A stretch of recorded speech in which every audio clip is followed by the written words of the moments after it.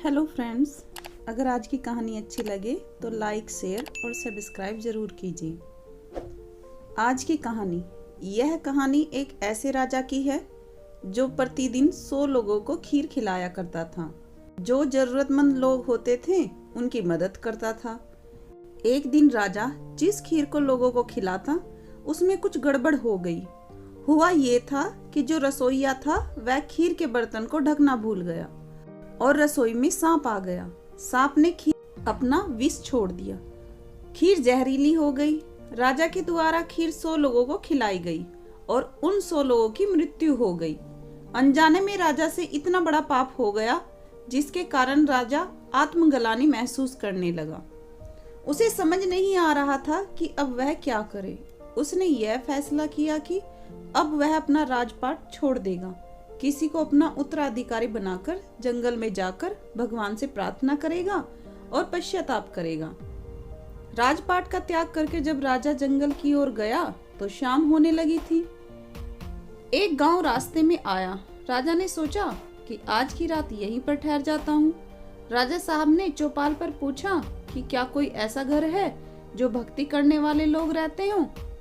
तो गांव वालों ने कहा, हाँ जी, एक घर ऐसा है जिसमें 2 भाई बहन रहते हैं और भगवान की भक्ति करते रहते हैं। राजा साहब उन भाई बहन के घर गया और बोला, मुझे आपकी मदद चाहिए, मुझे एक रात गुजारनी है, सुबह मैं निकल जाऊंगा।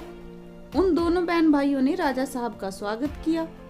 जो बहन थी वह भोर में उठकर ईश्वर का ध्यान करती थी, उसके बाद ही वह घर के सारे काम करती थी। अगली सुबह जब वह जगी, ईश्वर के ध्यान में बैठ गई, लेकिन बहुत समय तक उठी नहीं।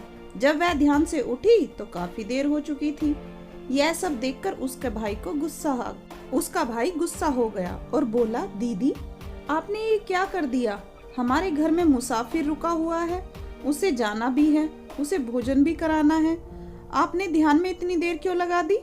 तब वह बहन बोली, क्या बताऊं, आज ध्यान में भगवान की सभा लगी थी और भगवान फैसला ही नहीं कर पा रहे थे कि क्या सही है और क्या गलत है।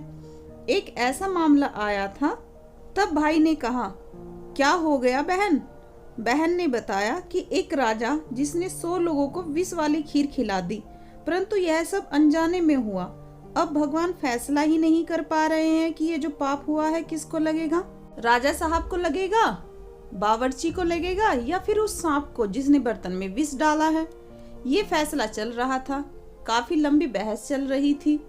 राजा साहब का ध्यान भी उस लड़की की बातों पर गया कि यह तो मेरे ही मामला है। उस लड़के ने अपनी बहन से पूछा कि आगे क्या हुआ। लड़की ने कहा, अभी फैसला नहीं हुआ है, कल तक का इंतजार करना पड़ेगा। फैसले को तो जानना जरूरी है कि आखिर पाप किसको लगेगा।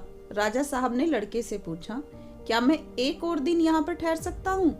मुझे कल निकलना है। राजा साहब उसी घर में ठहर गए। गांव की चौपाल में दिन भर बातें चलती रही कि वह जो मुसाफिर था वो ढोंग कर रहा था, भक्ति वाले परिवार में ठहरना है।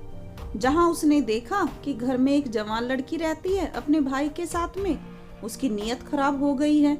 आज भी वहीं रुका हुआ है। दिन भर चौपाल में राजा साहब की बुराई चलती रही। अगली सुबह वह लड़की भोर में फिर से ध्यान में बैठ गई। जब उसका ध्यान खत्म हुआ तो राजा साहब ने पूछा कि क्या फैसला हुआ। लड़की ने कहा कि भगवान की सभा में ये फैसला हुआ है कि जो वह पाप है वो तो मेरे गांव की चौपाल पर जो लोग बैठते हैं वो सब बांट कर ले गए। कहानी छोटी सी है पर जीवन में बहुत बड़ी बात सिखाती है कि जो लोग दिन भर दूसरों की बुराई करते हैं वो दूसरों का पाप भी अपने सिर पर लेकर घूमते फिरते हैं। इसीलिए हमें भी किसी की भी बुराई करने से बचना चाहिए। कहानी अच्छी लगी हो तो लाइक, शेयर और सब्सक्राइब जरूर कीजिए।